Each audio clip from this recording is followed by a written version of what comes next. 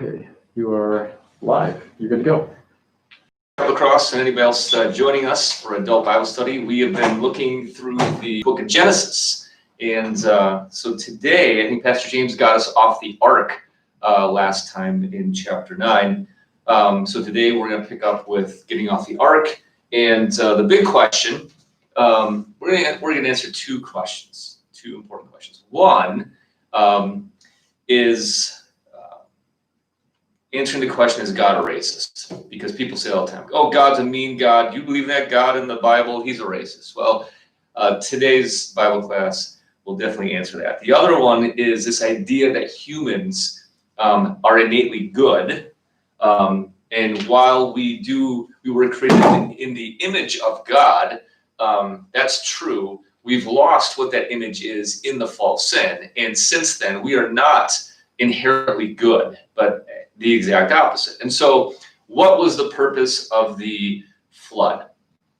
The purpose of the flood, was it just to get rid of all the evil and wipe it clean, and now we start over and it's like Adam and Eve again? There are some similarities with starting over with Noah and his family with Adam and Eve, but we will find out it's not the same. Noah and his sons are sinners, and we are all sons and daughters of Noah. So we all come from one race. That's the sort of short answer to both. So let us get into Genesis. So if you remember, Genesis 6 is when we started with the Noah story. Things are so bad, and man's heart was evil all the time. You had the fallen angels procreating with women and teaching them magical arts, which, by the way, that's in the book of Enoch. It's not in Genesis, but it's implied in Genesis. And there's much history outside the Bible that sort of supports that idea. But anyways, it's so bad, regardless what you believe on the fallen angels or not, that God sends a deluge, a global flood. This global flood is actually recorded in non-biblical literature in every ancient culture, which is amazing to me. It's another sociological, anthropological sort of not smoking gun per se, but evidence that there was something big that happened.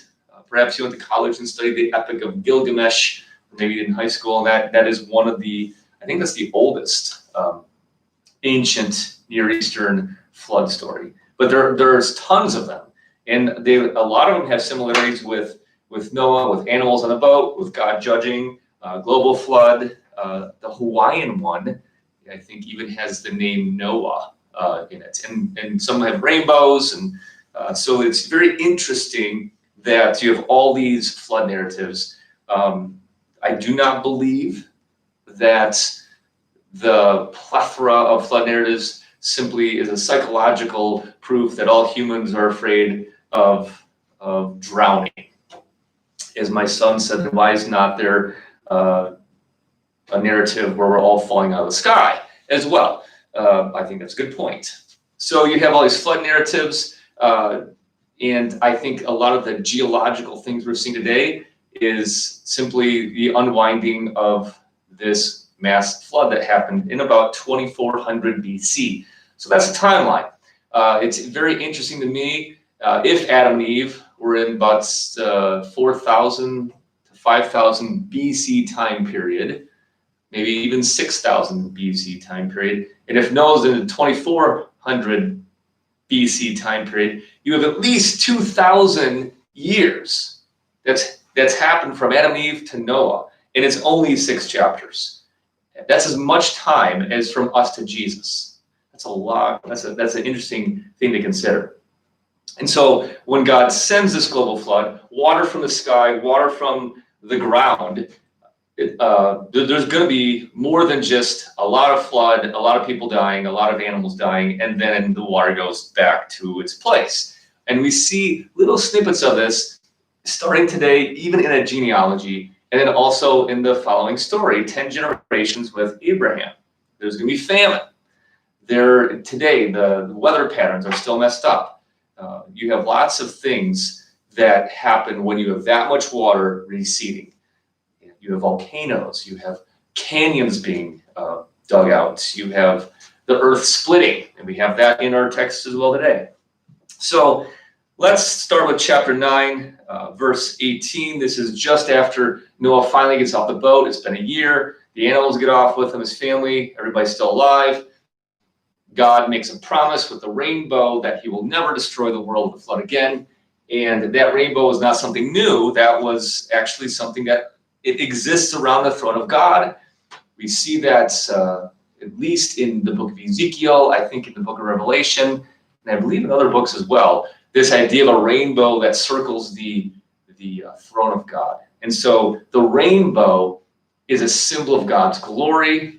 It's a reflection of God's love and his covenant promise. And so he puts that in the sky for all of creation, not just humans, but all of creation, that he'll never judge the world with a global flood again. That doesn't mean there will be floods, but there will be a global flood. So in verse 18 of chapter 9, the sons of Noah who went forth from the ark were Shem, Ham, and Japheth, so they all survived. Ham was the father of Canaan. There's always these little snippets. That's an important note, and we'll find out why. These three were the sons of Noah, and from these the people of the whole earth were dispersed. So right there, anybody who is a racist, they don't know, they can't say they're a Christian or they believe in the God of this Bible because they have no clue what race is. And for those of us who want better race relations, better social interaction with people of all different color and languages, it starts with understanding your biblical theology. We are all sons and daughters of Noah and his wife. And some of us are sons of Ham, some of Shem, and some of Japheth. And all the wars that happen in the Old Testament are all just cousins and second cousins and third cousins fighting each other. It's a family feud. That's what the Bible shows us and history tells us. And so it's not like one race was created better than the other. That's not true. We didn't evolve from monkeys. We didn't evolve from fish. Anyways, verse 20. Noah began to be a man of the soil, meaning he was a farmer, and he planted a vineyard. Shocking. He drank the wine and became drunk. Shocking. So right there we see God has not wiped away sin from man's heart. He's wiped away a lot of evil people from the earth and a lot of life, but there's still sin in man's heart, even in Noah, the one who was righteous before God. So again, being righteous before God does not mean you're sinless. It does not mean you have the power to be sinless. You still make bad decisions. Noah made a bad decision. He got drunk and he laid uncovered in his tent. And Ham, the father of Canaan, know how they throw that in there? The father of Canaan, Moses, the author, throws it in there. He's trying to show you already that this is not a good thing. The Canaanites were lewd, despicable people, and that's why God ends up judging them. And this is generations after their forefather Ham. But here's Ham. He becomes the father of Canaan. He saw the nakedness of his father, and he tells his two brothers outside, and the Bible makes it sort of PG, but in other words, Noah got drunk, probably was having a romantic evening with his wife, and probably in his drunkenness was doing something silly and lewd, not good. And Ham, instead of covering the shame of his father, Ham starts laughing about it to his brothers. So Shem and Japheth, verse 23, takes a garment and they lay it on both of their shoulders and they walk backwards and then they cover the nakedness of their father. Their faces were turned backwards and they did not see their father's nakedness. When Noah awoke from his wine and he ends up hearing what his youngest son did, he said, "Cursed be Canaan, a servant of servants shall be to his brothers." So Canaan must become the nickname of Ham as well, because to this point there is no Canaan. But Noah sends a curse upon Canaan because his son Ham has done this. He also said, "Blessed be the Lord, Yahweh, the God of Shem, and let Canaan be his servant. May God enlarge Japheth, and let him dwell in tents of Shem, and let Canaan be his servant." As we will find, especially in the book of Genesis, early on, fathers give blessings and curses to their kids. and they seemingly come true. So one way to look at this is not just a dad being mad, but it's sort of God speaking through the dad. There were no priests, there were no kings, there were no prophets at the time. So Noah himself is the priest, prophet, and king of his family.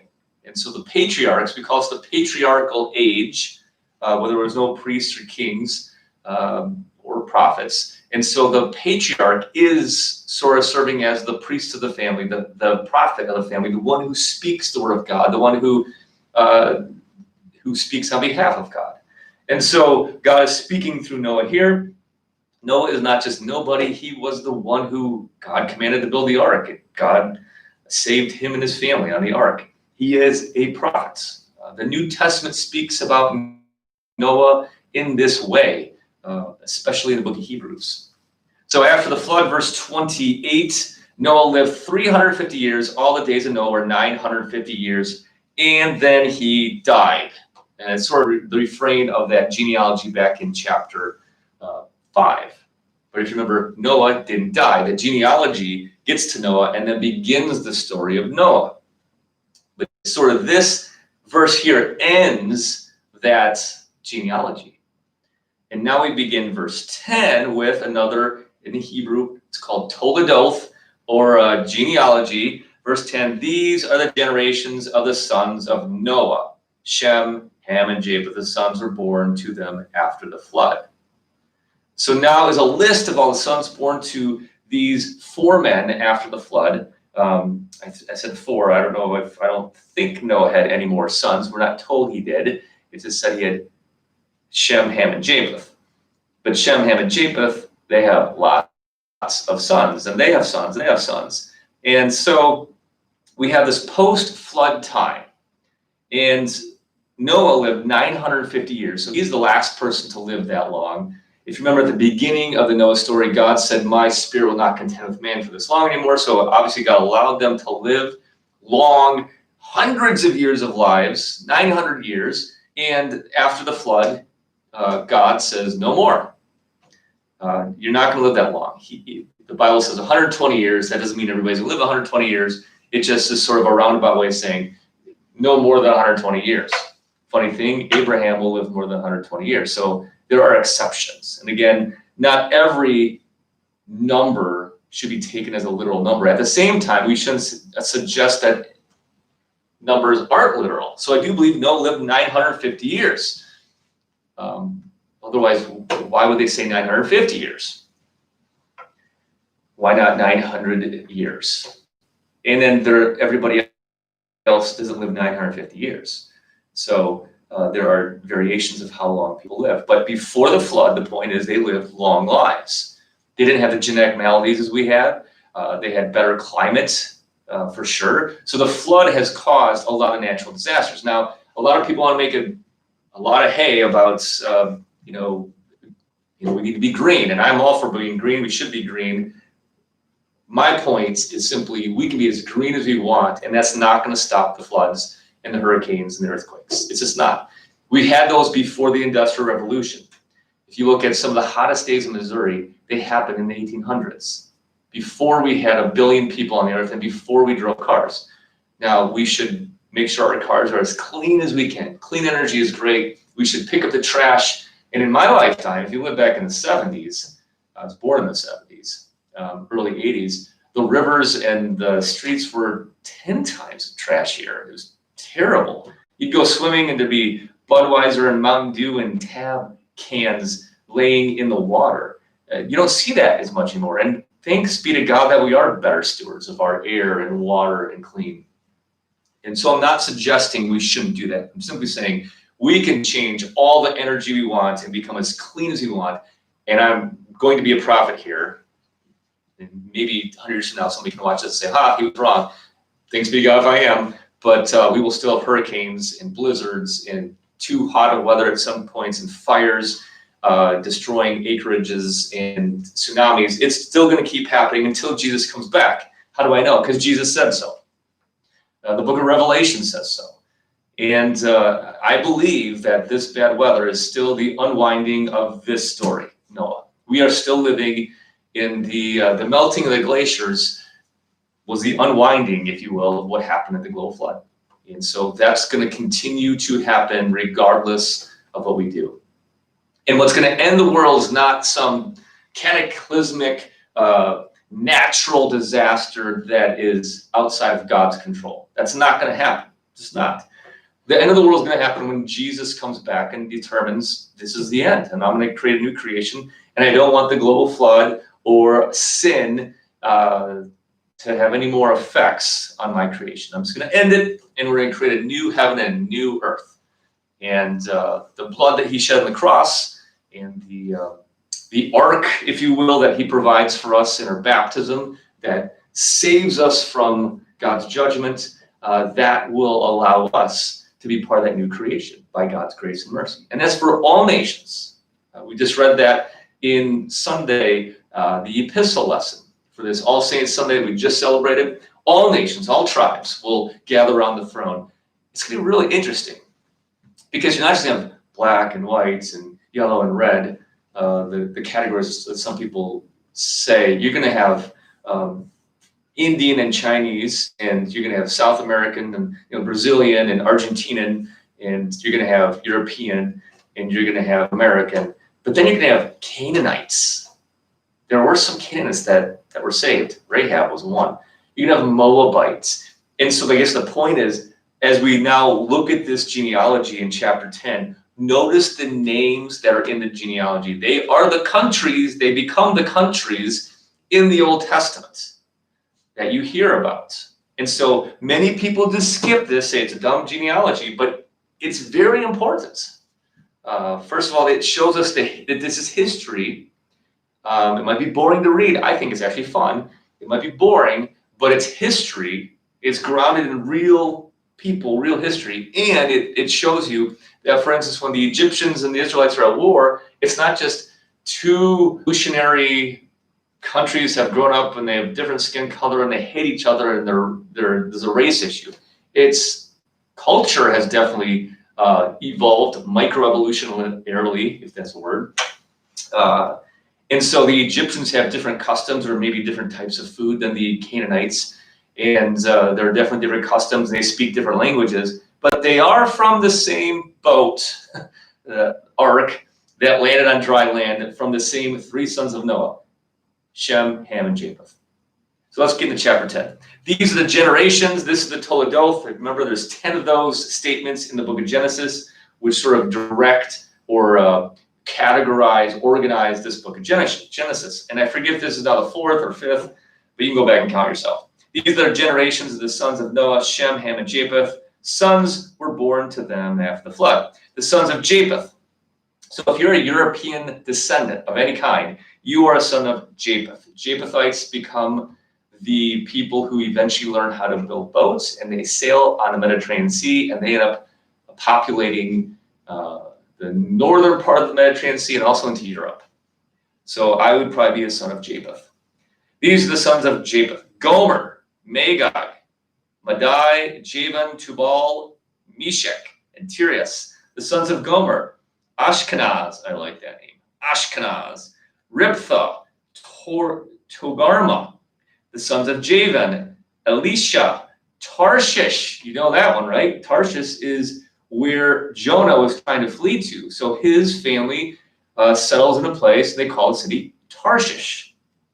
And Jonah lives like, what does he live? 850 BC, and this is 2400 BC. So we're talking 1600 years later is Jonah going to Tarshish.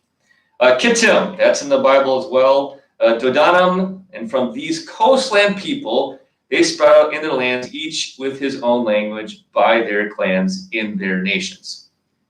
The sons of Ham: Cush, which is Ethiopia, modern-day Ethiopia, Egypt, Put, and Canaan. So you got some African countries as well as Canaan. The sons of Cush: Seba, Havilah, Sapta, Rama, Sabdaka. The sons of Rama: Sheba. So that's south of Israel. The queen of Sheba, remember, she comes to visit Solomon. So this is her grandfather. With Sheba, there's Dedan. Cush fathered Nimrod. I like Nimrod, because he was the first on the earth to be a mighty man. He was a mighty hunter before the Lord. Therefore, it is said, like Nimrod, a mighty hunter before the Lord. Interesting enough, I think I've read before that somebody has connected Nimrod to Gilgamesh. Now, Gilgamesh, in the Epic of Gilgamesh, sort of serves as the Noah figure. But Nimrod would have lived after the flood, pretty close to the flood, and he was a mighty hunter. I think that's why they connect him to Gilgamesh. But Nimrod was post-flood, and Gilgamesh is pre-flood, according to that story, I believe. Verse 10. The beginning of his kingdom was Babel, Erech, Akkad, and Calneh, and in the land of Shinar. And the land of Shinar, you find a lot of stuff that's modern-day Babylon, or Babylon in the Old Testament. In modern-day, I believe, Iran and Iraq. That land, he went up into Assyria and built Nineveh. Nineveh is, I believe, the oldest recorded historical city in the world. And we know about Nineveh also from the book of Jonah. And the prophets, is it Nahum, maybe? I have to look that one up. Anyways, he went and built Nineveh. Rehoboth, Calah, and Rezin between Nineveh and Calah, that is the great city.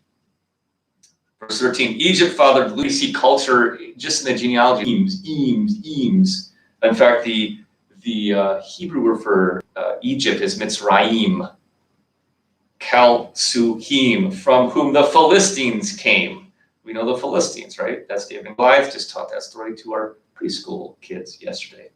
And Caphtorim, verse 15. Canaan fathered Sidon. We know Sidon from the Bible.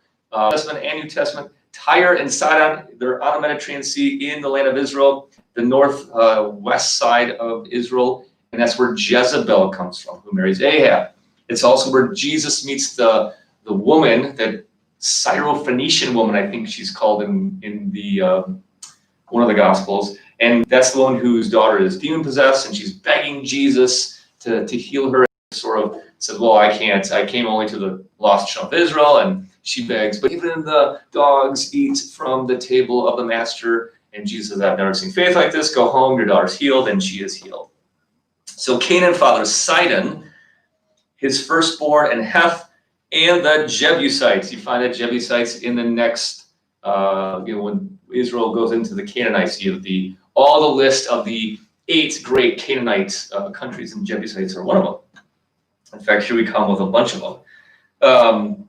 Jebusites, the Amorites, they're another one, the Girgashites, Hivites, the Arkites, the Sinites, the Arvadites, the Zemarites, and the Hamathites. Afterward, the clans of the Canaanites dispersed, and the territory of the Canaanites extended from Sidon in the direction of Gerar as far as Gaza. Gaza is one of the great Philistine cities. And in the direction of Sodom and Gomorrah, you've heard those before, and Admah and Zeboim as far as Lasha. So pretty much Moses, the author, is listing all these sons of Shem, Ham, and Japheth.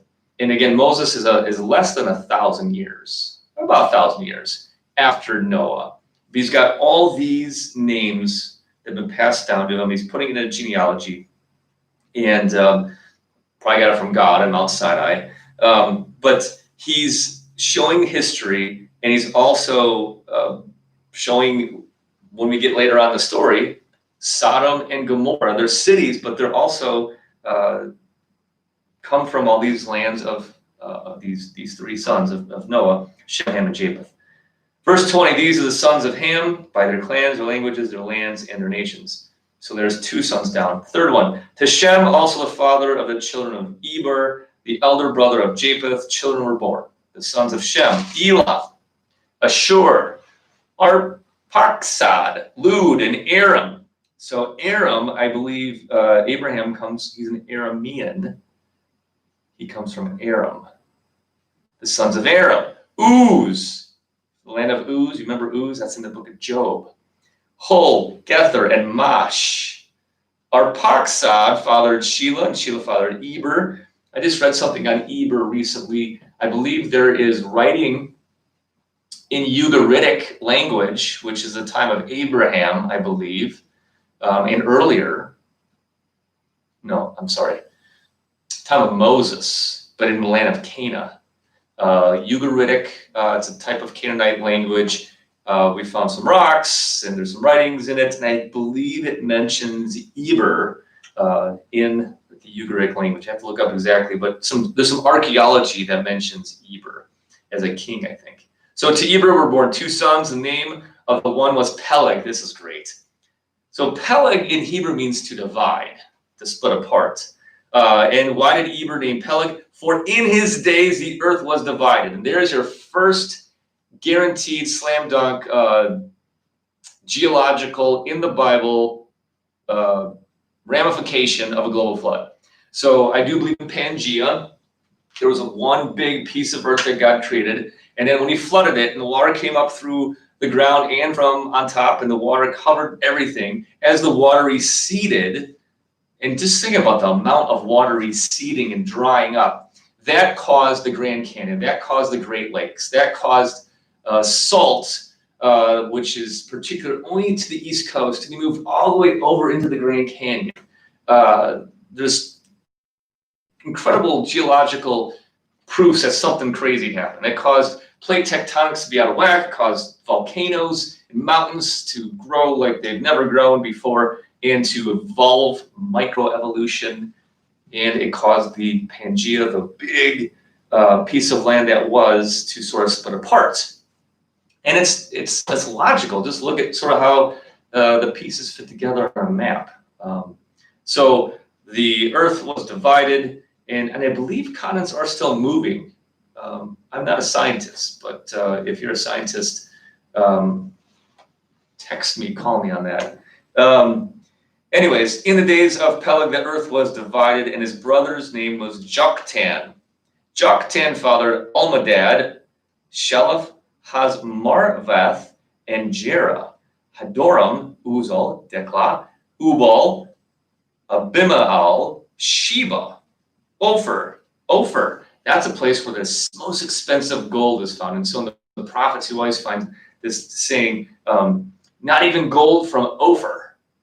So that's cool that that's in the Bible. Havilah, that's also found throughout, I think, the prophets and the biblical story. Jobab, and all these were sons of Joktan. The territory in which they lived extended from Misha in the direction of Sephar to the hill country of the east.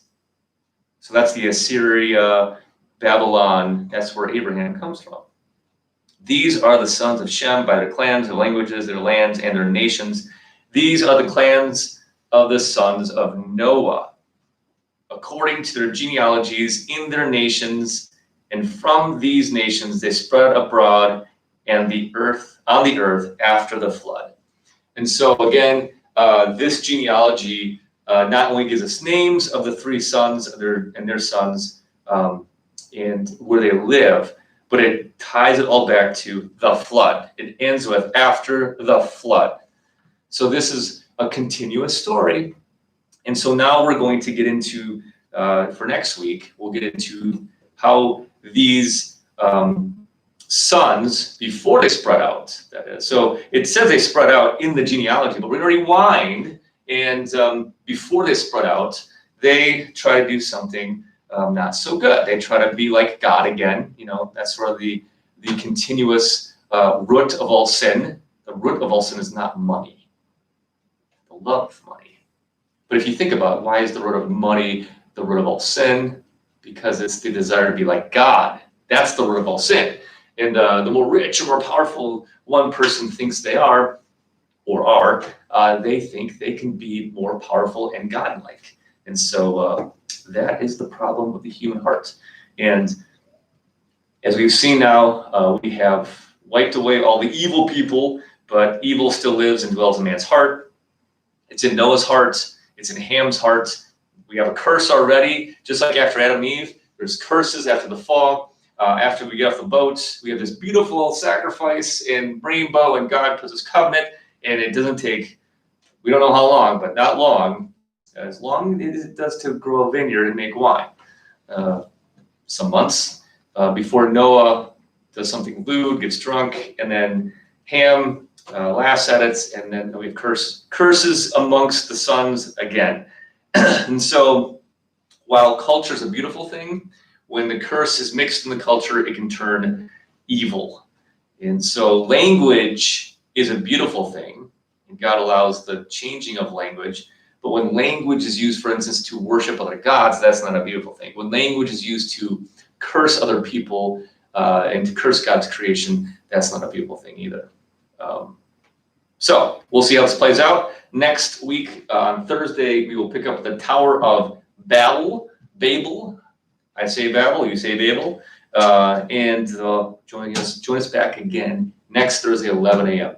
Also, in the meantime, this Sunday, we continue with the Gospel of Mark. We will finish off at least chapter 5 of Mark at 9:15, live stream, chapelcross.org, chapelcrosslutheran.org. Have a great day in the Lord. Take care.